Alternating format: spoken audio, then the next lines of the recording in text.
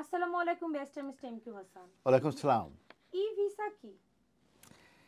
ই visa হচ্ছে একটি digital record of immigration status এবং এটা রিপ্লেস করতে যাচ্ছে যে ফিজিক্যাল ডকুমেন্টগুলো আছে, যেমন বায়োমেট্রিক রেসিডেন্ট পারমিট এগুলোকে।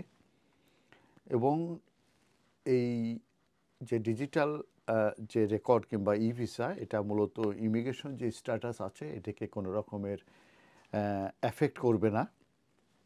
এটা করার উদ্দেশ্য হচ্ছে যে যে যারা কেউ কাজ করতে চাইলে কিংবা রেন্টিং করতে চাইলে, ট্রাভেলিং করতে চাইলে কিংবা হেলথ এবং ওয়েলফেয়ার সার্ভিসেস ক্ষেত্রে যে মূলত এটা হেল্প করবে। এবং এটা প্রমাণ করা যাবে যে তাদের কাজের পারমিশন আছে কিংবা রেন্টিং করতে পারবে কিনা, কিংবা তারা ট্রাভেলিং করতে পারবে কিনা, এবং তাদের হেলথ অ্যান্ড ওয়েলফেয়ার সার্ভিসে তাদের এক্সেসের রাইট আছে কিনা। তো এটার যে চেঞ্জ, এটা ইনিশিয়ালি ছিল 31 অফ ডিসেম্বর 2024, সেখান থেকে এক্সটেনশন করা হয় 31 অফ মার্চ 2025 পর্যন্ত।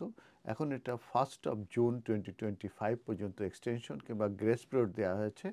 যারা এখনও এই ই ভিসা অ্যাকাউন্ট খোলেননি তারা অবশ্যই ই ভিসা অ্যাকাউন্ট খুলবেন, কারণ 1 অফ জুন 2025-এর পরে ই ভিসা অ্যাকাউন্ট ছাড়া কিন্তু ট্রাভেল করা কিংবা কোনো কাজের রাইট আছে কিনা, কিংবা ওয়েলফেয়ার এক্সেস আছে কিনা, কিংবা রেন্টিংয়ের রাইট আছে কিনা, এই ইস্যুগুলো কিন্তু মূলত দেখা যাবে না। বিশেষ করে 1 অফ জুনের 2025-এর পরে কিন্তু কেউ যদি ট্রাভেল করে তাহলে কিন্তু তাদের আবার ফিরে আসা ভেরি কিংবা ট্রাভেল করার যাওয়ার সময় কিংবা আসার সময় দুইভাবেই কিন্তু তাদের সমস্যা হবে। অতএব যারা এখন এই ভিসা অ্যাকাউন্ট খোলেন নাই তারা অবশ্যই 1 অফ জুন 2025-এর ভিতরে আপনারা এই ভিসা অ্যাকাউন্ট খুলে নেবেন। ধন্যবাদ।